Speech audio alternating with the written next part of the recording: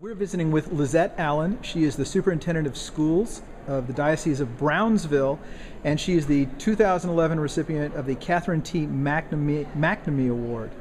And you've got an interesting situation because you have a diocese, or a, what do you call it, a school district almost, Yes. with different you bring two nations together.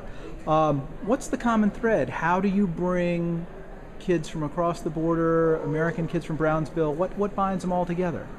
Well, in our area, what binds us together is that welcoming spirit of making sure that when we do have families that are interested in our Catholic schools, especially those from across the border, is to find that common thread, as you would say, that welcoming spirit, to have them come in, not only them coming into our schools, but also us visiting their parishes and talking about the wonderful things that our Catholic schools are doing. So our children and teachers do go out to the community to recruit parents and allowing them to ask the questions that they would not really want to ask once they do come into a school.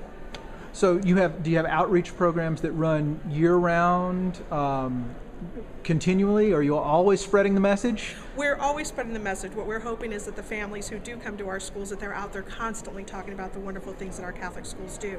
But one thing that we do towards registration, at the beginning of registration, is we do go out into the other communities and to the parishes as well to talk about our schools, not only from the diocesan point of view, but really getting the principals involved in recruiting, getting children to recruit their own school, to talk about the wonderful things that they've experienced in the schools and hoping to draw people in.